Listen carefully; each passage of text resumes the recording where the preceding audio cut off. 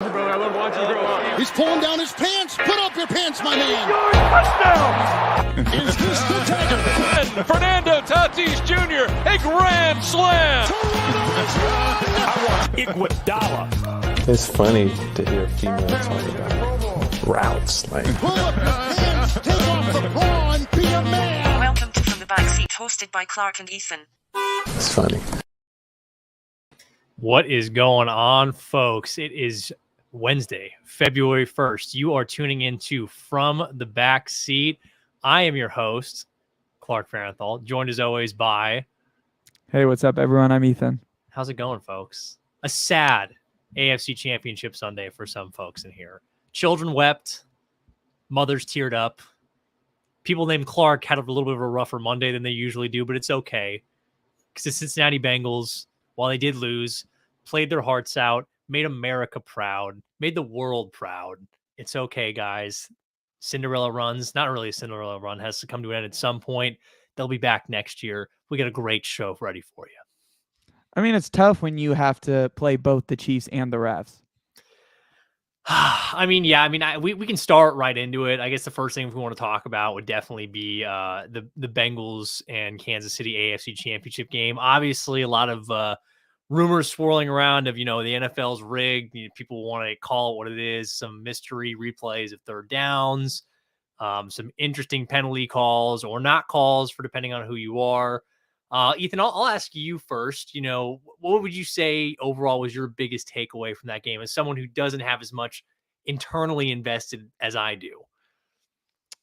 Well, I hate to say this again. I'm a Chargers fan, but man, Patrick Mahomes. Very good. I know we were talking about last show, and I kept saying no, that him and Burrow aren't close. And to me, and Burrow played good. I'm not saying he didn't, but no, I know Patrick Mahomes is on like another stratosphere. I mean, the throws he makes is just great. They're insane. I mean, the amount of times he can throw across his body like 30 yards down the field on a missile is insane. No, I mean, there were plenty of times, whether it be the Martez Valdez-Scantling touchdown that he narrowly gets that ball past Mike Hilton, or the 4th and 1 play where he rolls to his right and basically makes the Jordan Air pose as he finds Kelsey on a 4th and 1, which, by the way, was not even bad coverage again on the back end. He is sort of, a magician in every sense of the way. I think it's hard to deny. I've never denied. I always think Patrick has been the best quarterback in the NFL. I think the tough thing for any team in the AFC to realize, and I'm sure they probably did at this point, is that AFC Championship game, at least in my mind, is going to be filled 50% for the next 10 years. I can't see any way that Patrick Mahomes just doesn't get there almost every time. I think what you saw, frustrating enough for me, is that I don't think the Bengals defensively played a bad game at all. Patrick Mahomes just found guys all the time. And it wasn't even just the fact that he was finding them. He was finding guys that were not playing a lot of snaps in the regular season. I mean, they were missing 2 of their top tier wide receiving threats in Juju Smith-Schuster and Mecole Hardman. And it didn't matter. It was just the Bengals played good defense and Mahomes was just better. That's just sometimes how the cookie crumbles, I guess. And for Cincinnati, it's just the way that it is. Again, for me as a Bengals fan, it wasn't as frustrating as I would have thought it would have been. I think it's partially because I think we'll be back there at some point. I know the future trips to the AFC Championship are well within reach, but it's really hard to be mad as a fan when I feel like looking back at things, I'm like, what more could we truthfully have done? On the road, in Arrowhead, sure, maybe Hayden Hurst catches a touchdown in the back of the end zone. We cash in one of those field goal opportunities, but I mean, playing that tight on the road, I didn't sit there and say, man, that really sucked one moment or the other. I mean, maybe outside of the Osai roughing the, out of bounds, but I'm not going to fault the kid because it sucks, but we probably aren't in that game if Osai isn't on the field as much as he was because he had an all-time game himself. Do you want to hear another thing, I think, of why this is overblown? I still think Butker would have hit it for 55. I think it would have been really close. It would have been more dramatic. I think if you look at the kick, it was definitely would have been a question from 55. I still have an inclination that he probably would have made it. But he also would have kicked the ball differently had because I mean the other thing is the factor of It distance. would've He been was a only little bit kicking it from 40. But I guess the thing is too is that I remember a lot of them talking. Neither of the kickers apparently attempted anything past like 55 all day during warmups. They didn't. That They didn't that even was me. try it. It was So the 32 was the line. I actually think the bigger issue I have, I guess if I were to have a qualm with the game plan or that last drive, the biggest issue I took, the punt was terrible. The punt that Drew Chrisman hit was as bad as you could probably get. Yes, do I think there was a legal block in the back on Stanley Morgan? Sure. But they missed it. They didn't throw the flag. The bigger issue is that Drew Chrisman, who his issue all this year since we brought him up the practice squad, is hang time, and it reared its head at the worst possible moment. A line drive, not to the side boundaries to get out of bounds, right to Sky Moore, completely outkicks the coverage. That was for me, if you were to point to something that really spurred it, it would have been that. Because say you kick it to the side inside the bounds of the 20, okay, they have to go, probably 50 yards in 26 seconds with one timeout. I don't think that they can do that. It would have been much more difficult, we'll say that. I mean, he did it in Buffalo last year with 13 seconds. Yes, but the Cincinnati defense and Lou Anarumo plays Mahomes better than anyone else, that included a Buffalo team. Yeah.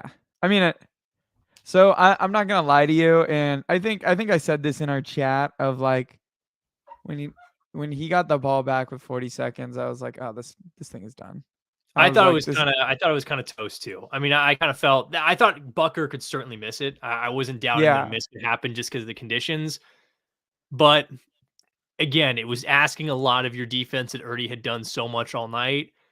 And Mahomes constantly steps up in those situations. And again, I think for a Bengals fan, what sucked the drive previous to is that it ended to the same way that we've had problems the last 2 years. You have one pass rusher who just gets it done. Like Akeem Adeniji, they waited all day to line Chandler Jones up from the inside and move him to the outside. And that was a abysmal effort by Adeniji. I know it's a tough assignment. You mean Chris Jones? No, yeah, I'm saying Chris Jones was lined up on Adeniji. Yeah, I know, but you said Chandler Jones. Oh, I'm sorry, Chris Jones. Yeah, Chris Jones. My bad. Yeah, they waited all day to cue that up, and it hit. I think he beat Adeniji in no time at all. No, I think I read too, like Burrow was pressured in less than 2.3 seconds and almost 50% of his dropbacks. I mean, it was a tough night all around. I think the offensive line still did an admirable job considering, but yeah, it sucked not to get it done. It's just one of those things though. You gotta move on, go to the next. Again, I'm not really that upset about it. It certainly sucks, but just play for next season. I think they got a good core still. We're not going to trade T. Higgins. I don't know why anyone thinks that's going to happen, but yeah, I mean, my thing with the game is, I mean, first of all, I want to talk about the officiating a little bit. Was bad. It wasn't just bad. I mean, all these people. My biggest gripe right now is NFL media trying to justify these decisions of like, oh, the replay third down. The Chiefs didn't end up scoring on that drive, so why are we even talking about it? It doesn't matter. Position a little bit more, and it was stupid. I don't know why it happened. No one saw. It's a replayed 3rd and 9. It doesn't matter. Like it doesn't matter how much it affects the game. And I get it. They're like, oh, like they had to stop the play because that one officiant from the far boundary like ran slightly onto the field. It might have disrupted one player. And you watch the play, and everyone's going full speed. I know. No one heard that whistle. I don't know. I have a lot of issues with that, but I have a lot of issues with NFL officiating, and I think it goes down to more of a conspiracy theory thing. But of course it does. Well, the thing I say is there is no way at this point that like gambling is not affecting some of these calls. The officiating wasn't this bad before legal gambling. Like there are so many plays where it's like just blatant, just no calls, or just blatant, like really stupid calls. Like on the 2nd and 2 on that pass interference. I forget. I think it was who was it? Was it Eli Apple on a hook out to? That was Mike Hilton. It was Mike Hilton. Mike Hilton. He like barely touched his hip. Yeah, like come on, like. That was, yeah. I mean, I agree. I mean, I know people were upset, including myself. You could say by a textbook there was a couple holds on both BJ Hill and Trey Hendrickson, but they were going with a rip technique, and typically you don't get those holding calls on that. So, but yeah, like that one, I think the replay third down, I think is the thing that everyone got. I mean, that was crazy. That's the worst. That was terrible. Just to replay it down after it was over. But there was something earlier in the game where it was kind of similar, but it wasn't as bad, where they called a false start fully after the play was over. Yes. And it was like, what are we doing here? Just blow. If it's a pre-snap penalty, just blow the play dead if you know it's not going to matter. I think the thing that was odd too about the 3rd and 9 is they made the announcement prior to, and I guess it's probably the responsibility of one of the line officials to go ahead and watch it, but they played it all out. The head official doesn't say anything afterwards, because you would think someone would mic down to him. Both teams walked off the field completely. They had set their special teams out, and then somehow I remember them marching back on. I mean, like, oh my God. Like, it was pretty, I was one of the more bizarre things I've ever seen. So something else I want to get to, and this is me jumping over to the game, is a lot of people are saying the NFL is rigged because of that Devontae Smith catch. To me, that's not the NFL's rigged. It's just the line official who ruled it a catch was looking the other way. From his perspective, it did look like he caught him until you got the one side angle where you saw it pop out. I mean, that's almost impossible to see live. Well, plus they hurried up to the line. I remember hearing it on the radio when I was listening to the game. I mean, that's what typically before all these expedited reviews, if you got up there quick enough, or it would go off before someone signaled down to the coach. But yeah, I mean, again, I'm not someone who's going to subscribe to the idea of, the NFL's rigged, or I'm going to blame. I don't typically ever like to blame the officials for a loss. I think for Cincinnati, you got to look yourself in the face and realize the reason you lost the game is you didn't play well enough in the times that you needed to. Well, how about this? It's just the way it goes. I want to say, I don't think the NFL is rigged, and it was the Brady effect for years, but Mahomes is clearly getting the same things Brady's get, where they just get calls. It doesn't matter what it is. They just get calls. Every Chiefs game you watch, no matter what Chiefs fans say, Chiefs fans are the biggest crybabies in the world and act like the officials are against them. Get out of here. There are so many missed calls against you that affect the game and directly lead to you winning. Well, the only one that I saw that Cincinnati didn't get that I know Mahomes would have gotten is, I believe it was on one of the last drives where Burrow just gets shoved about 2 seconds after he throws the football. Frank Clark just comes in and shoves him to the ground. He gets up begging for a roughing flag, which I think by definition that late, you probably should get one. And they just were like, nope, get up, Joe. You got to go play the next play. And it's just like, all right, man. I feel like if that was maybe Patrick standing back there, you get it. But again, I guess maybe it goes back to you got to earn it, kid. You got to earn that flag, which is probably one of the stupidest sayings ever to grace sports. You got to earn a penalty. I mean, it's textbook. There's a definition of what it is. You don't earn that. So, Mahomes is a crybaby, though. He's such a crybaby. I mean, I don't think he's a cry. I think he's a great quarterback. I think he's really good, but every single play he whines for a flag. Every single play. I will say this about this will be my last comment of the game. First off, to anyone asking, do you wish the Bengals would not have talked more smack? No. I would hope every game they go into with the utmost confidence. Does it come off a little bit cocky and brash? Sure. But let's not pretend all those things aren't being said inside the locker room. Should you give bulletin board material? I don't know if I believe in bulletin board material. When you have full-grown men running at max speed, does what words said off the field actually matter that much? You're playing for your livelihood regardless in your profession. So I don't think what someone said to some reporter matters that much. But also, I think at this point, Kansas City, Cincinnati, is this becoming the next big rivalry in the NFL? Is it teetering on that? I think it needs more time. I think 4 matchups isn't a ton, but I feel like it's getting there. The reason I say I think it needs more time is because the Chiefs are in this transition period right now where they're moving into this world where Mahomes' contract eats up a lot of it. And they've drafted incredibly well to refill their roster, which the Bengals haven't gotten to that stage yet. I think that's where it's going to prove. Well, it'll depend on what we do after the Burrow contract. I would agree. That's what I'm saying is once they start paying, because they're going to probably pay Chase and Burrow. Higgins, I think they're the guys that are going to get paid. I think they're going to re-sign T. Higgins, but again, they might decide to go a different direction. I mean, the Chiefs did it with Tyreek Hill. You never truly It could happen. know.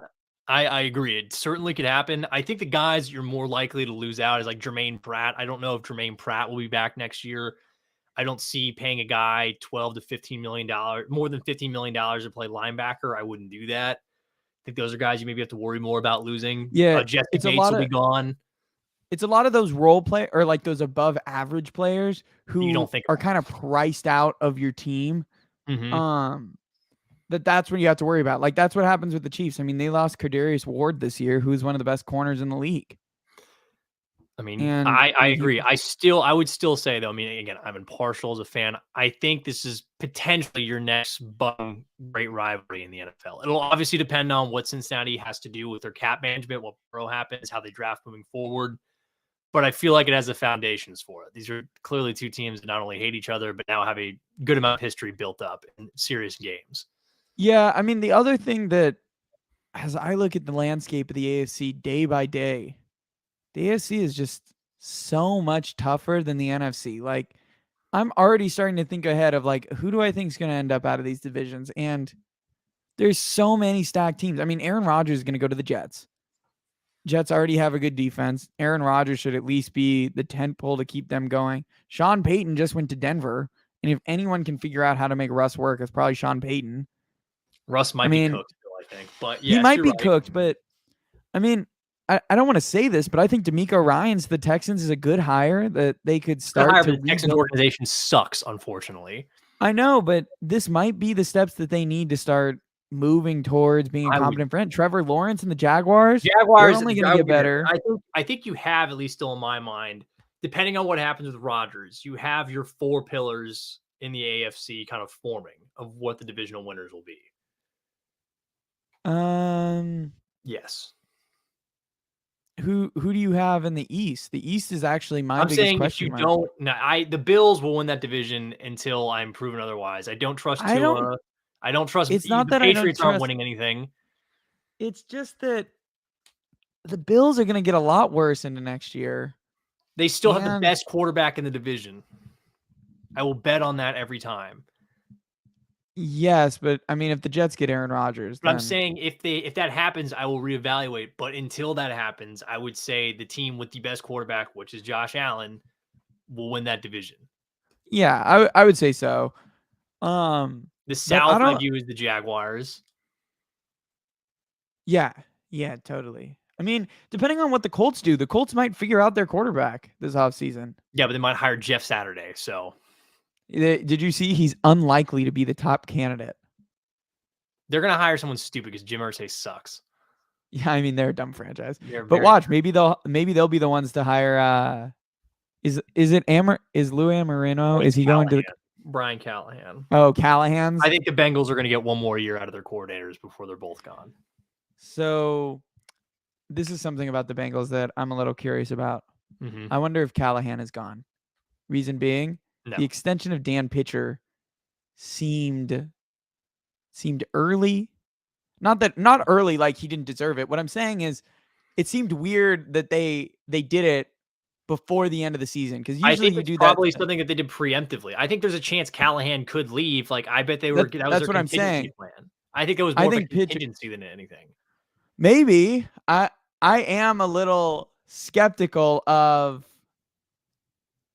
I think he might be the OC next year, which I don't think is a bad thing. I mean, again, I think the Bengals offense, like Callahan is the OC, but it's more of a collective effort from what I understand of what the play calling idea is offensively, schematically.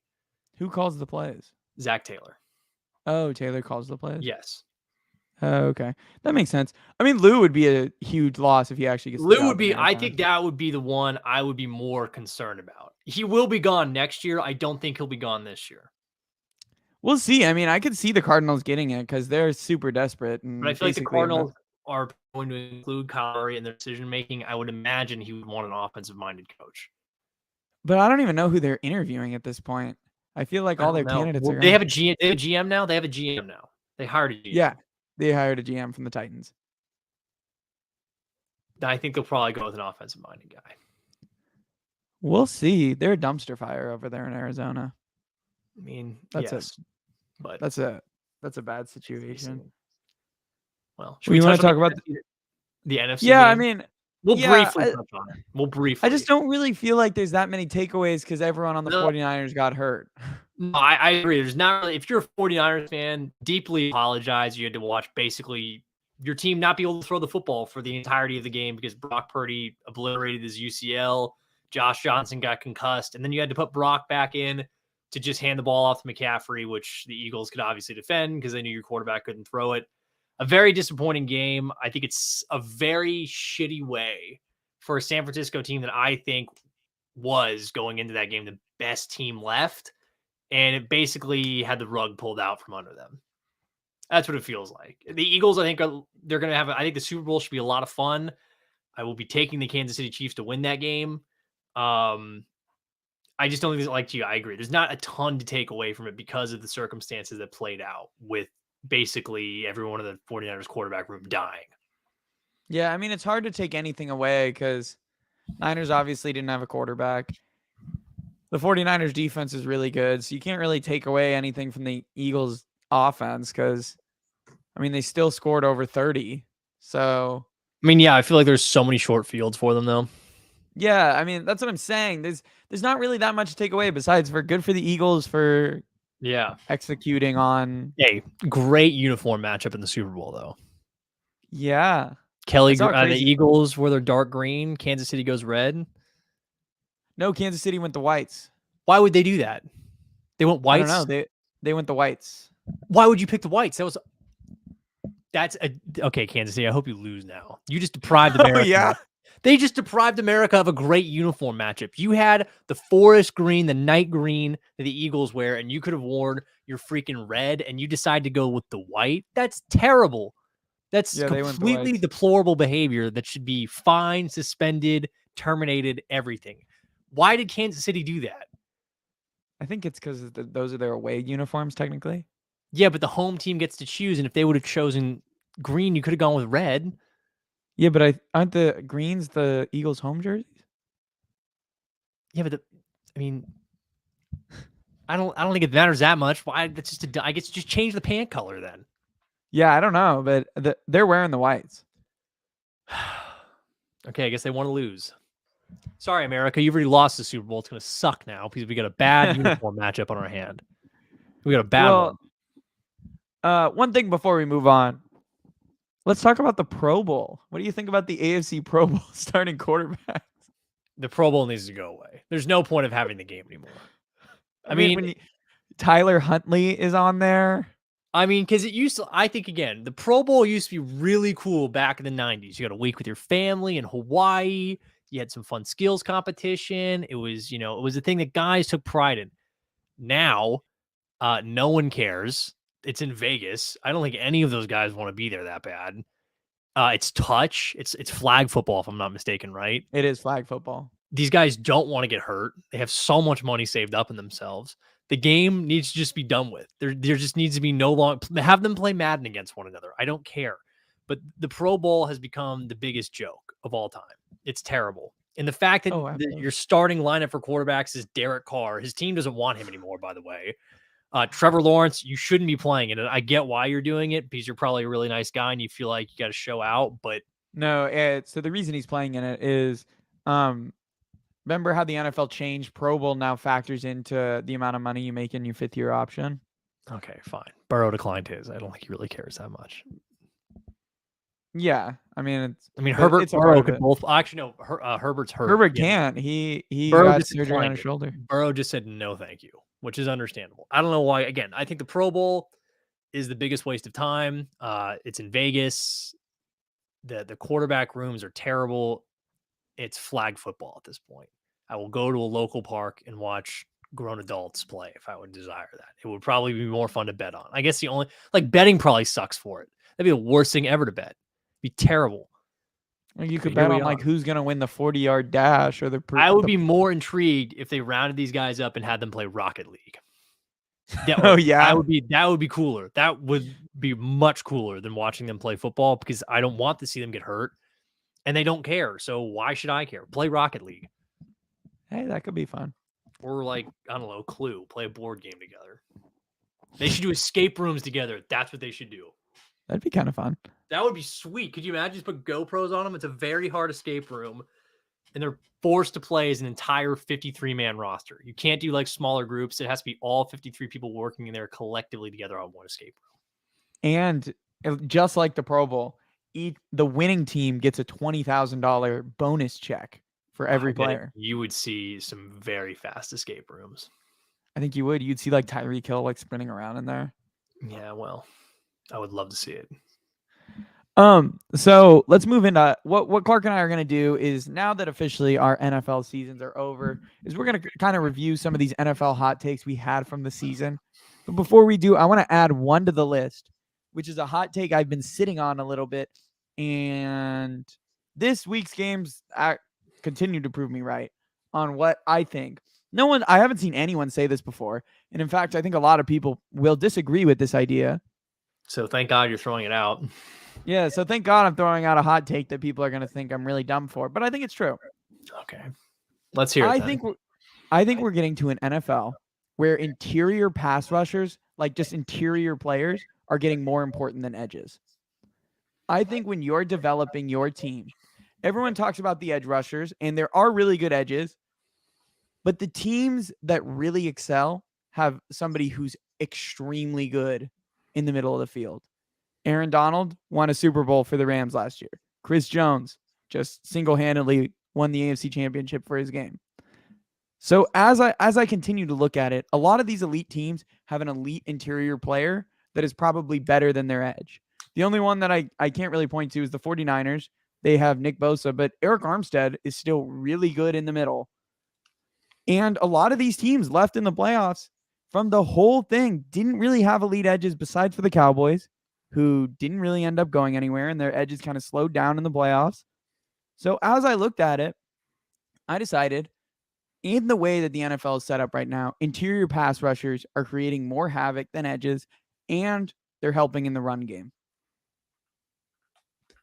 I would disagree. I would still prefer a great edge over. The Bengals have, in my opinion, the best nose tackle, I guess you'd call him, and DJ Reader. He's the best run stuffer, I think. I don't know. I still think I'd like an elite edge, though, over an elite interior lineman. Let me ask, do you think Chris Jones is better than any of the edge rushers in the league? Well, better than any of the edge rushers, yes, certainly. He's still, he had 12 sacks this year? But I guess compare him to another edge rusher, and I can answer that question. Like to Myles Garrett? No. I would rather have Myles Garrett. Than Chris Jones? Yes. Really? Absolutely. What if we talk about Aaron Donald? Aaron Donald versus Myles Garrett. Okay, well, now you're asking me, do I want the greatest defensive lineman in NFL history, arguably, or Myles Garrett? Yeah, but he's currently playing right now. Okay, well, we don't actually know. I'm pretty sure he's going to retire. No, he said he's coming back. Okay, well, regardless. Aaron Donald's the one exception to the rule. I think you're looking more at statistical anomalies at this point than... What do you mean? I still think Dexter Lawrence is probably more valuable than the Giants is if they had... I just think everyone considers interior rushers as a underutilized position that you shouldn't draft in the first round. To me, they're not. I think you need a really good interior player to be able to succeed. Good interior player, but I still think in terms of value, an edge rusher would present more than an interior lineman. I think it just really depends, because I think edges are getting way overpaid for the amount of value. Would you rather have Max Crosby or Chris Jones? Probably Chris Jones. I think Chris Jones is a bigger matchup nightmare. Okay. Who wrecks games more? Max Crosby does really good, but you can just run to the other side. You can just run away from Chris Jones. You can run away from Eric. Yes, you can. No, you can't. They just move Chris Jones. You can. It's literally what the Eagles did against the 49ers. You just brought up Eric Armstead. The Eagles could not run the ball for majority of the game. Then they decided, oh, wait, let's not run at Eric Armstead. And they started running the ball extremely effectively. Yeah. I still stand by my point. Clearly, this could be a dumpster fire of a take. You've named statistical anomalies rather than the norm, is basically what I'm hearing. Fine. How about this? Interior pass rushers have a higher ceiling than edge players. No, they don't. They do not. Yeah, they do. They can blow up a game more than an edge player can. Now you're just lying to lie. Now you're just What lying. do you mean? Chris Jones just won the game for the Chiefs, just literally on Sunday. Aaron Donald won a Super Bowl. For the Okay, Rams. how many times can we go back and be like, wow, Nick Bosa won this game. Oh my gosh, Khalil Mack won this game. Oh my gosh, Josh Allen won this game. You can do it with edge rushers all the time. Myles Garrett won. TJ Watt. I mean, the number is but no one limitless. pays attention to interior players. Okay, just because you feel like they're getting underrated. This sounds like you think that they're just underrated, and now you're trying I to do. I elevate mean, them. that is kind of a part of it. Okay, They are well, definitely just- underrated.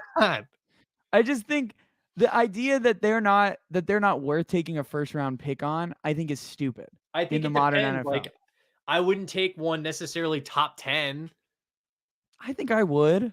Well, Jesus Christ, have fun with that then. I would not. I think top 10. What do you mean, guys... Quentin? So you don't think Quentin Williams was worth the pick that he was taken at for the Jets? Well, I would have to look at who else was in the class at the time. We can talk about it. I can go look it up for you. I don't want. This is such a mundane thing to do. What year was he drafted in? I think 2019. Sorry, I'll just do some research here, folks. I swear, this is gonna come up with guys I would absolutely take before him. Oh wait, he was taking third overall. He was taking third overall. Yeah, he was taken third. I would take. Well, this draft isn't very good. This draft isn't very good. Who's in it?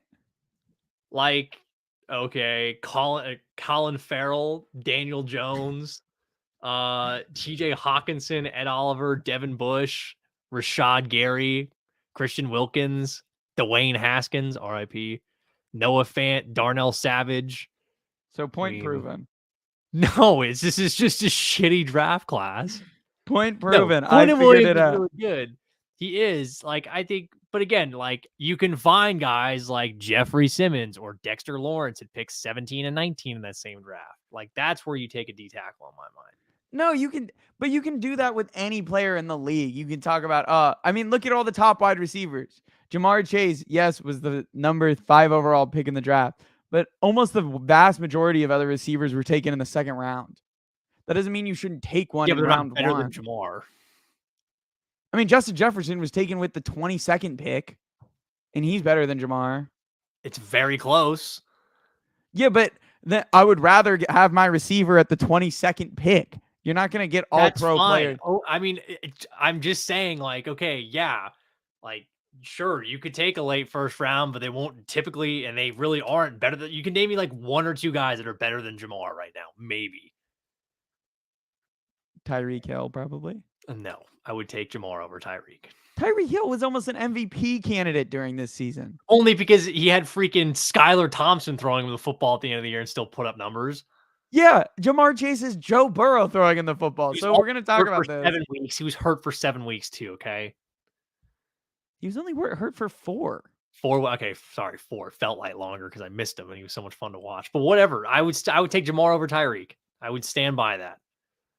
I mean, I probably would too going into next season. Well, there you go. Can we move on to something else? It's getting ridiculous with you. I'm just saying it's a debate. I mean, it's not like Jamar is closed and shut number 2 receiver in the league right now. There's plenty of guys you could argue belong in that spot as well. You could argue anything, I guess. Yes, sure, you could. I will agree. Yeah, Robbie Anderson is the second best receiver in the league right now. You make fun of him, but the Cardinals traded a 3rd round pick, I believe, for him. So I think it was a 5th. I don't think it was that high. That's even too much. I mean, the Jets also did the same thing for James Robinson. Yeah. Randomly traded away a 2nd round pick and then like play him ever. I believe they almost cut him, if I'm not mistaken. Yeah, it's because they decided that they would have to like guarantee his next year's contract if they played a certain amount of snaps. So they decided to not play him at all. Fair enough. It's called being good, being a manager. Yeah, the Jets are really good. Super good. All right, so let's review some of these hot takes. We'll run through these quick. Let's do a scale A through F. Okay. I'm going to tell you them. You can rate them. Yeah, A being, wow, you're a visionary. Honestly, you should be the next Colin Coward. Or an F is, you're Emmanuel Outro. Fair enough. All right, so first one, linebacker is a dying position. It's so open-ended. Well, it's because basically I was saying that linebackers are starting to turn into safeties, and teams. I are just guess gonna I start would to play say one on the like field. in terms of hot take. I mean, that's going to take a while to see how true that is. I'll say like I'll give it a C. C. All right, Lions are I think it's dark horse agreeable, playoff but I teams. just think it's like I don't know. It's only been it's been less than 6 months since you said that. I'm a genius. I figured it out. Okay, give yourself an A. Jesus.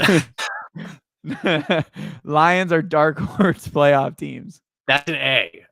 The Fighting Dan Campbell certainly proved something this year. They should have been a playoff team. It would have been more fun if they would have made it. So I'll give you an A on that. Nice. New York Giants are dark horse playoff teams. Did you say that or did I say that? I said that. You said well, then A. you said that you thought the They're Giants most would likely be to go worst to first first. to first. So, yeah, I would say A for that one. Good for you. You called the Danny Dimes rise and demise in the playoffs. What can I say? I just said it a minute ago. I'm a visionary. This is my best one. The Lions will have the Titans will have a losing record. That was a good call. I didn't believe you on that. I thought they would lean on it with Mike Vrabel. So certainly an A. Look how smart you are, Ethan. Is this just a whole segment to pat yourself on the back? No, well, just wait till we get into my dumb ones. Okay, well, good. We just went through that interior rusher thing. Next up, 49ers are going to the Super Bowl. That was really close. I would still, I mean, really even though you were wrong, it took basically their quarterback room dying for that to happen. So I'll give you a B still for that.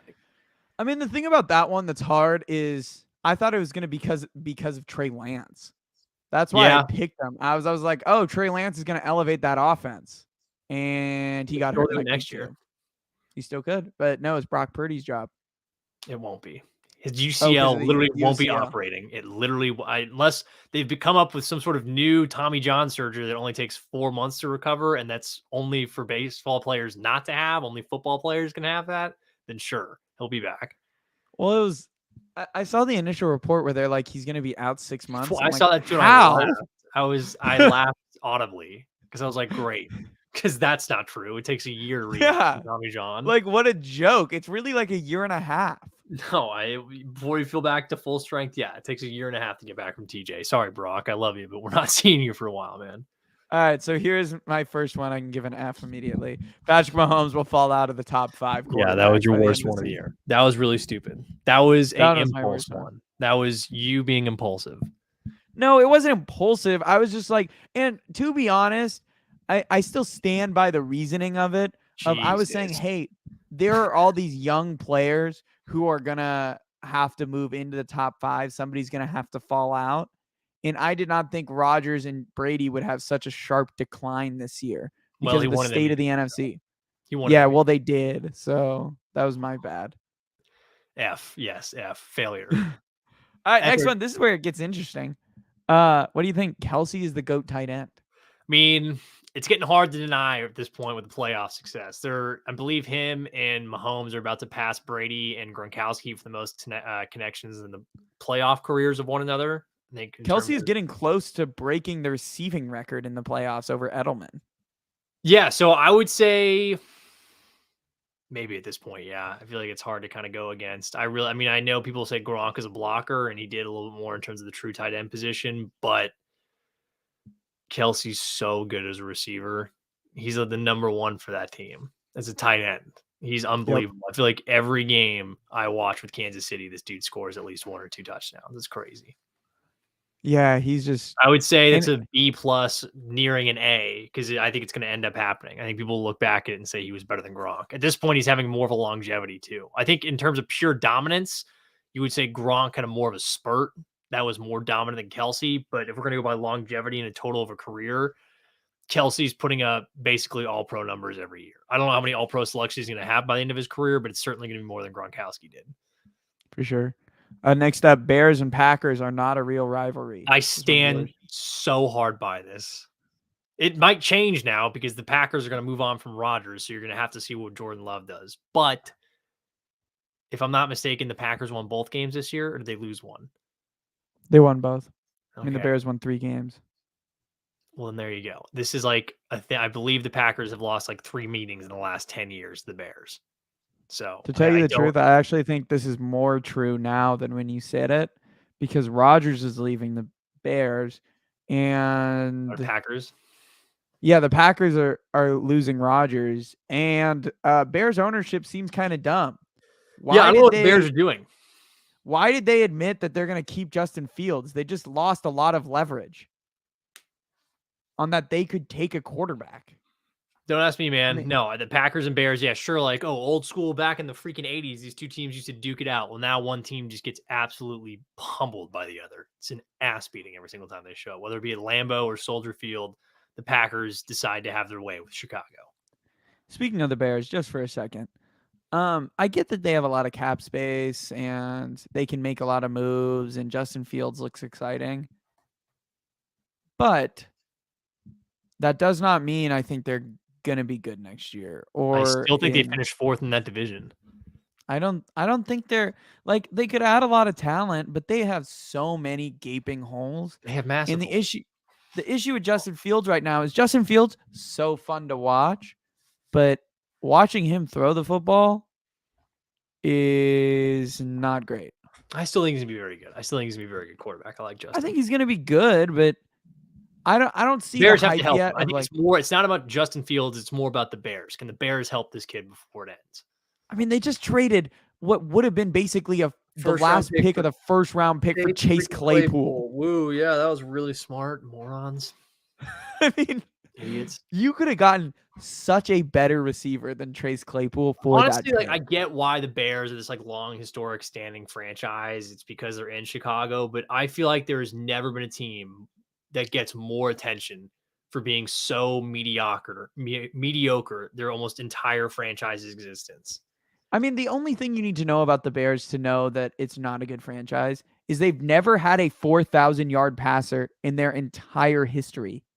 Even in the modern NFL, like the modern NFL, not one 4,000-yard passer. No, they're terrible. Like Jim McMahon's still their best quarterback in franchise history. You know how pathetic that is? I mean, we could already almost be talking that Justin Fields might be the best quarterback in their history, and he's been like okay. All you have to do is have mild playoff success, and you're good. Win one playoff game and don't double doink it. Yeah, well, hey, I mean, Jay Cutler still might be the best quarterback in that history. I think maybe you could make an argument. I believe he was the all-time leading passer when he was done. For sure. So we have Giants worst to first. We kind of already hit on that one. It's fine. It's like it wasn't didn't hit, but that was. I mean, they were much better. They were much improved. Yeah. Next up, Cardinals under 500. So easy. Every time that team stinks, they're gonna stink. Yeah. Gonna keep stinking it up. up. Just because I had my Mahomes one, I thought I had to throw you under the bus here. Packers Super Bowl. Well, it was really close there for about a week, and then after they started playing football, it didn't happen anymore. You see, the Packers made the mistake of sucking. They weren't good, and when you suck in the NFL, you typically don't get to the playoffs, from what I know. So sorry, Packers, would have let me down and look like an idiot. So I got two more often enough, but you did it to me. So shame on you, Packers. So I got two more from like in season time that I think were pretty smart. So one was we picked after the week 3 win over the Chargers. We said Jacksonville is going to win the AFC South and that Trevor Lawrence will end the season as a top 10 quarterback. Well, those are both, money. Those are both hits. Then another one we talked about is one of the most overrated players in the league is Darren Waller. And Darren Waller doesn't deserve to be a top 5 tight end anymore. No, he doesn't. People really pushed back on that one too. Okay, people didn't like it. People didn't like it that we had Dallas Goedert ahead of him. Anyone would take Dallas Goedert over Darren Waller right now. I mean, that was a pretty. I think there's a couple tight ends you could really convince me are better than Darren Waller right now. Plenty of tight ends. Because at least they're on the field. Darren Waller's never on the field, and even when he is, it's not anything interesting. Well, okay, I would say, freaking Hayden Hurst, who was on a 1-year deal, had a better year than Darren Waller. I would maybe argue that Gerald Everett did. Yeah, it's not hard. Not hard. So before the end of the show, before the conclusion, why don't we talk about a little bit of these head coaching hires? We can talk about offensive coordinator. We have one more subject that we're going to get to after the NFL head coaching. Well, let's just go rapid fire, just like we were doing with grades. Why don't we grade these coaching decisions? Yes. So first off, let's start with the biggest one. Sean Payton to Denver. I'll give that an A because it had to happen. Denver had to do this. Do you think he's worth the capital and the money? Yeah, there's been traded for coaches in the past. It's worked out. I don't see why this one can't. I think Sean Payton, if you're the Denver Broncos ownership group, you have to try this because Russell Wilson is literally going to sink you if you don't. You can't have a no-name dude come in here and try to make it work. You had to go out there, find your golden goose and say, please do anything you can to make this work. Because if you didn't, I think Denver would have been screwed. This gives them a chance. I agree. I think this is an A move for Denver. Now, the Capitol does scare me a little bit because it's already a team that doesn't really have any picks and young talent. So it's a little scary, but it's either you're fully out on Russ and eat the like $100 million dead cap hit, which you couldn't do, or you try your best to make it work and you have now the richest owner in the league. So you might as well try Sean Payton and hope it works. I agree. I say you got to just try it. You just got to do it, and that's what they did. It was a smart move. So let's do DeMeco Ryans to the Texans. What do you give it? Oh, God, I hate and I love this. First off, I don't think there's a candidate more deserving a job than DeMeco Ryans. I'm so stoked for him that he gets this job. I think it's great. However, I think the Houston Texans are such a slimy franchise. I think they're terrible. I think they're going to ruin this guy. I think they're not going to give him any shot. I think they'll jump off him at a moment's notice for something stupid. I think they're going to screw up their draft pick. So I love DeMeco Ryans. I think for the coach they got, I loved him. He was my favorite candidate coming out. Franchise that he went to, that was a failure. So take that for what you will. I mean, there is the cool thing of that he played for them. I think it's cool too. Like, that's awesome. I hope they give him some leeway with that. But I just watched them fire coaches in back-to-back years that they gave multi-year extensions, multi-year contracts to. One thing I'm a little worried about it is the report right now is that his top candidate for offensive coordinator is Anthony Lynn, which is maybe the most scary thing I've ever heard in my life. Bring it. I don't know. Who knows? I don't love Anthony Lynn, but I don't know. So next up, Frank Reich to the Panthers.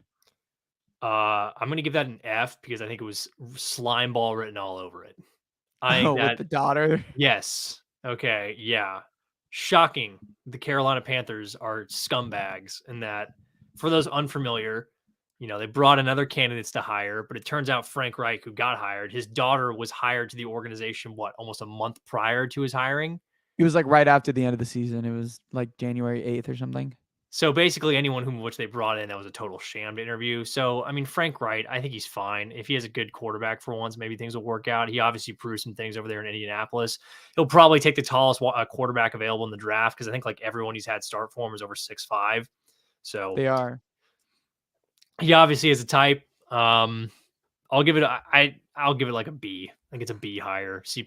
I mean, he has Will Levis written all over. Oh yeah. So let's move on to the coordinators now. Let's start off with probably the biggest coordinator hire, which has shocked the NFL world. Kellen Moore to the Chargers.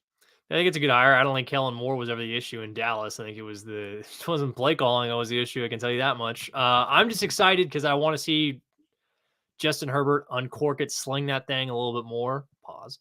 I need to see him get a wide receiver to go with it. I hope that they get someone in the first round who can, do more than just run a go route. And actually, Keenan Allen, as much as I love him, can create about half a yard of separation. So you need someone else to slot in there. I think it was a great hire. I'd go with an A on it.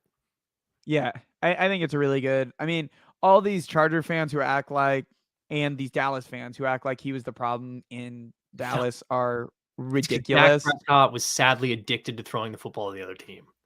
He was addicted to making bad decisions. Yeah. I mean, it's as simple as that. I mean, Kellen Moore, for all you want to say, is in his 4 seasons as their offensive coordinator, he had a top 5 offense in 3 of them. In the one he didn't, Dak broke his leg in like week 3. Yeah. I mean, again, he had really good personnel, but it would be more concerning if they weren't a top 5 unit every year with the personnel that he had. So for sure. I would say A. Let's go Mike LaFleur to the Rams. Like B+. Yeah, I think it's fine. I think he won't it's call fine. the plays. Doesn't anyway. really just like he's not going to call the plays exactly. So I'm not really. So we'll do one more, which is probably the biggest one. And it's weird because I thought it was confirmed, but it doesn't seem like it's confirmed. Vic Fangio to the Dolphins. Yeah, that would be big because then you pair a really great defensive mind with an offense that on paper is extremely good. I still think they're going to go out and get another quarterback. Although I have a feeling for some reason it's going to fall through. I do too. It seems like he might Back out. and go back to the 49ers.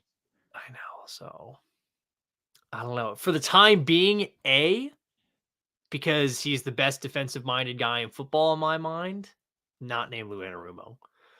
But yeah, I would say it's a great hire for now. But again, everything seems to sort of be in turmoil at this point. So he could be back with San Francisco. I mean, Vic Fangio, great hire, no matter who gets him. I mean, he basically invented the modern defense of the two high shell. He's the reason that for people who say the NFL is boring nowadays, thank him. He's the one who put two safeties over the top to stop big plays. But I mean, he's a genius. He's an absolute genius. Very smart. And I will stand by. I don't think he was the problem in Denver. No, I think he probably should have kept his job. He somehow kept Drew Lock led teams. And Teddy Bridgewater. Yeah, like 500. Yes. I'm still would have been intrigued to see what Drew Lock would have done in Seattle this year. Just saying. Hey, Gino is a free agent.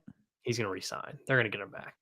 So let's talk about our last story of the day, which Clark talked about, which is folks. Who was with Jeffree Star? Who was with Jeffree Star? Okay, this has been something swirling around Twitter. That questions need to be answered. Anyone who has information on this, please come forward. Jeffree Star is dating an NFL player, approximately 6'6", brownish hair color, swirly in the back. If you know anyone matching that description, please notify anyone in your nearest vicinity as soon as possible. I personally think it's Bears tight end Cole Kmet. That's who it looks most like. Taylor Lewan also could have been. If you saw the guy's hand, it had tattoos that look just like Taylor Lewan's. However, the greasy hair that Lewan has does not match who Jeffree Star was with. I'm always, this has really caught my attention at this point. I need to know this. This is bothering me. I think about this when I go to sleep. I'm like, who is this person with Jeffree Star? And why did Jeffree Star have a massive freaking suppressed handgun on their sink? Why did we need that? I mean, the other part about it is it was really funny when everyone thought it was Justin Herbert. That was great. It turns out Justin Herbert was getting surgery on his shoulder. Wouldn't that have been something, though, if Justin Herbert would have been crazy? That would have been crazy. It'll be crazy whoever it is. I just think it's such a funny story. I'm just like, wow, this is something else. And they were dressed up pretty good in the picture that I like. The other picture the other day where it's like the back, he's in like Louis Vuitton. So it was very fancy, whoever this person is. I don't know. If you were to bet, I wonder if there's odds on this in Vegas right now. There probably is. Who is Jeffree Star? Who do you think it's most likely to be? To tell you the truth, I have like zero idea. Cole Kmet was pretty convincing. That one made sense. Very convincing. That one made sense, but it could honestly be like any big white dude in the league. I thought Wyatt Teller from the Browns. That was one I've seen. I mean, I've seen almost every white big player who's 6'6" has basically been rumored. Well, at this point. Yeah, it's got to be a tight end or an offensive lineman. It has to be. People said Carl Nassib, but Carl Nassib has a boyfriend already, so it's not Carl Nassib. Yeah, he's also 6'7". And I also don't think he's in the league. Is Carl Nassib in the league? He's not. Think so. But I'm trying to think anyone else who I think I saw that it was like rumored. Wyatt Teller and Cole Kmet were the two big ones. Those are the two big ones. I think it's got to be Cole Kmet. But again, though, along with who they're dating, why does Jeffree Star have a suppressed 9mm with that was a massive silencer on it? Why are we packing heat, Jeff? What do we need that for? For all the haters. I guess so. Someone's got to know. That's the thing that bothers me is that someone knows. Someone knows who it is. Someone has to know. Someone's seen him in public and hasn't said anything. Let's talk about one more story before we go, which is also blew up Twitter, NFL Twitter. What do you think about the Arian Foster comments that it's just funny? The NFL is just rigged. No, that was hilarious. The best part that came out of that was all the quote tweets and everything. Yeah. If ever you're bored throughout the day, just go find the Arian Foster quote and click on the quote tweets. There is some absolute gold to be found in there. But yeah, that was hilarious. But still, though, all I can think about it is whoever has the information on Jeffree Star, please come forward, find my email. I can break this story for America so that we can know who this man is that she's dating. He is dating. I apologize. He is dating. Go ask Arian Foster. He might know. Arian did the script. If the script has been leaked. Well, the Arian Foster thing was so funny because they're like, so what happened like the year you got injured? And he's like, well, the NFL script writers told me like the Texans needed to be bad, so I just had to do it. And it's like, okay. God, there was a bunch of ones that came out of, I mean, I guess you can kind of joke about the DeMar Hamlin thing now because he's okay.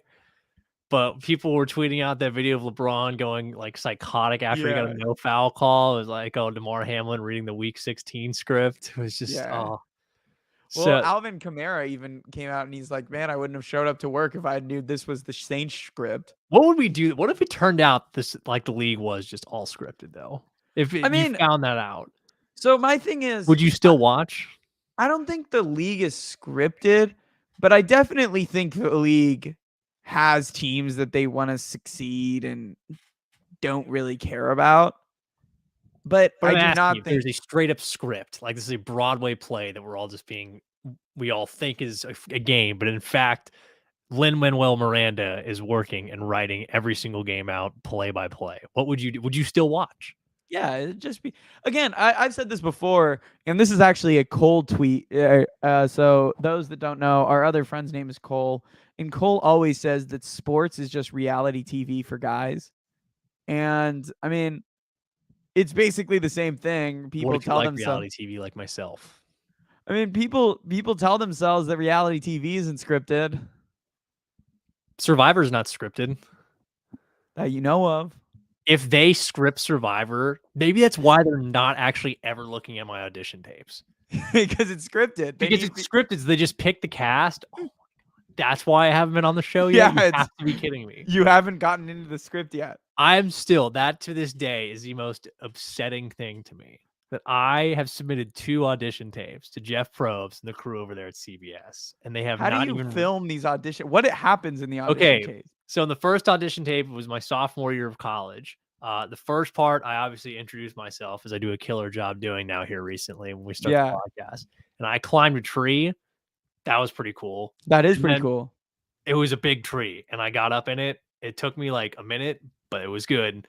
That's a pretty fast time. And then I can't really skateboard, but I hopped on a skateboard, wheeled around a little bit, just kind of, gave the Wait, people. this sounds like a joke. Did you do this for real? Or I did this for real. Well, the first one was like a joke. And then like the last thing I ended the first video with, I made 14 consecutive shots on my mini hoop in my dorm room.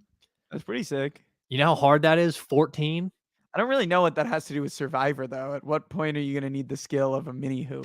Okay, you have no idea. Anyway, that was the first one. And the second one, really not much any better. But the fact, again, I really feel like my personality show, they must have been like, this guy would have been so charismatic. But instead, they decided to skip me over, I guess because they think I know I'm going to win the game. So, yeah, I mean, the script would be busted. The script would be screwed. I would ruin the script. I'm not a sheep. I don't play to your script, Probst. You can't keep me down. You'll see me on that island one day. Hey, I mean, honestly, the whole NFL is scripted just for people to go see that 80 for Brady movie.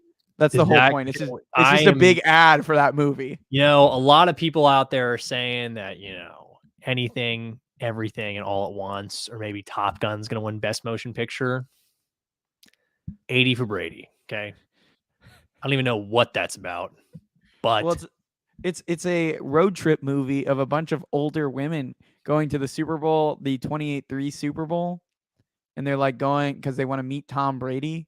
So it's basically an hour and 45-minute movie about older white women's white privilege. Basically, yes, driving to the Super Bowl to try to meet Tom Brady. I'm shocked that Hollywood greenlighted that. Just really? Kidding. No, of course not. They greenlight everything. They're scumbags. The movie's gonna suck. What? It's 80 for Brady. I'm sorry, you're right. 80 for Brady, and I heard Julian Edelman and Tom Brady are actually both in it. They are, and Gronk is in it too. Oh my God. Tickets being purchased right now. If the producers of 80 for Brady are listening right now, send us a sponsorship. We'll gladly be 80 for. We'll go. Yeah, I'll give you a we'll movie record review. I'll go in there. I'll review the whole thing. I will tell you why 80 for Brady is the best movie since Citizen Kane. Let's give it a little mock up. So this is us coming out of 80 for Brady. Man, 80 for Brady, so good. Man, I would literally watch 80 for Brady every single day for the rest of my life rather than eat or breathe. So I think our podcast, because of 80 for Brady was so good, is that what we have to do from now on is just take our phone, play 80, and just play the audio of the movie and just do that. I actually think I'm going to liquidate all of my finances into 80 for Brady tickets so I can scalp them at a higher price than someone would normally pay. I mean, you got to see it in IMAX 3D. Yeah, exactly. So I guess what I'm doing is I'll go to the local AMC over in Fashion or Mission Valley. I get them screwed up very often. I'll say, I want every single ticket you have for opening night. And people will be like, I brought my family to see 80 for Brady. And we can't have this night ruined. And I'll say, hold on. You can buy these for $40 a piece to see 80 for Brady. I will save your family night if you allow me. And you'll become Tom Brady, and then they'll make 80 for Clark. Income. That'll be my passive income. Everyone seeks passive income. I will have passive income.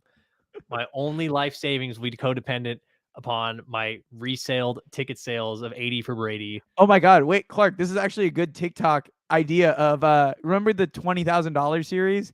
If it's our new passive income thing is just scalping 80 for Brady tickets. You can make that for yourself. That'll be pretty good. I'll make that tomorrow. I'll post that up. I'm being serious though. Don't make fun of my life career goal here. I mean, that's good financial decisions. Everyone's dream is to be able to see 80 for Brady every night for the rest of their lives. Look, I'm just saying I would cut off my left leg to see 80 for Brady first before anyone else. I mean, if they put it on Peacock, they're going to make me get the ad-free version because I can't have the movie disrupted by the ads from Peacock. Some people dedicate their life to Christ. I dedicate mine to 80 for Brady. Okay. 80 for Brady.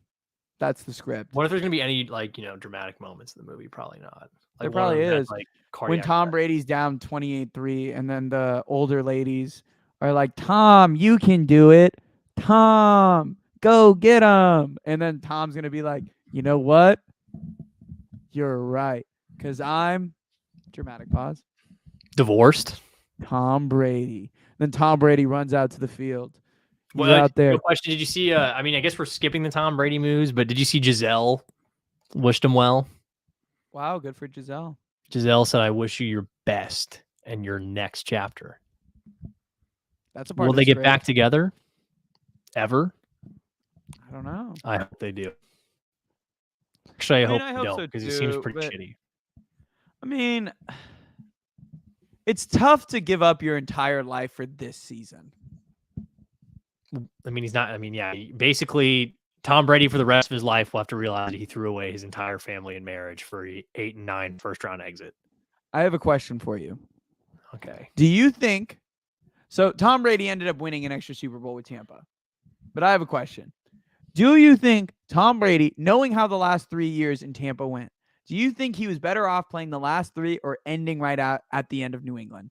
Ending right after New England. Ending right after New England. Even though he won another Super Bowl. No one would have questioned either way had he won the 7th, whether or not he would have been the greatest quarterback in NFL history. And the added bonus for him is he would still have a family. And he would have been in New England his entire career. Yeah, so he could live with that. But instead, he had to be Mr. I don't need Belichick to win, which congrats, Tom, you proved, but you lost Giselle. So, hate to see it. And you lost the From the Backseat. But he did get 80 for Brady. I mean, you're forgetting that he got 80 for Brady. That's really, and maybe some more sales in the TB12 diet. Which, if we're going to be honest at this point, Tom looks terrible. So I don't know if I want to prescribe to that diet. Well, Tom looks ill. I don't know if that, I feel bad saying that, but I guess the TB12 diet is just you look as if you've become a cancer patient. It's just plastic surgery at this point. I know, but he looks very. If I saw Tom on the street, The Last of Us has been out, I'd be like, that's infected. Get Tom away. Get him away. And he'd be like, you want an autograph? I would be like, you come one step closer, I swear to Christ, Tom. I will freaking drop you. I mean, yeah, Tom looks bad, but he's officially hanging it up. And you know who I feel the worst about this for? Greg Olsen. Greg Olsen was doing great in the booth. Now he's losing his job. It's okay. He'll land on his feet, Greg Olsen. Yeah. Sure. Not Tom Brady's family, though. No. Okay. Well, Tom Brady's family, I feel bad for his kids. I mean, I feel bad for his kids. I feel terrible for, but Tom, you did it to yourself, man. Yeah, you Rest did it in to piss. yourself. Well, enjoy 80 for Brady. I hope you're there opening night and you're like, do one of those I promise videos. you he won't be. If he is so. I mean, I think he's already dating again, but that would be down atrociously bad. Is that 80 for Brady? If he's at the I 80 assume for he's Brady, gonna go see it. He's in it. I don't even think he's gonna watch it. There's no shot he watches it. It's made by his production company. He owns some kind of media production company, and it's made by them. Sick. No way he sees it. 80 for Brady. No. All right. This has been From the Backseat. I hope you enjoyed it. I hope you had a good rest of your day. If you have any insider information on who's dating Jeffree Star, please at us. We need to know this Jeffree I'm Star do some thing. investigative work this week, and I'm finding out. Honestly, if you did like a blog post on that, it'd probably get pretty big. Yeah, Cole Like do Kmet. one of those crazy walls. I know that, it's you, like, Cole Kmet. Charlie Day does. I know it's you. So this has been From the Backseat. Make sure to subscribe. Make sure to like. Make sure to follow us on TikTok, Twitter, and Instagram. I hope you have a great rest of your day. Peace out, everyone. See y'all.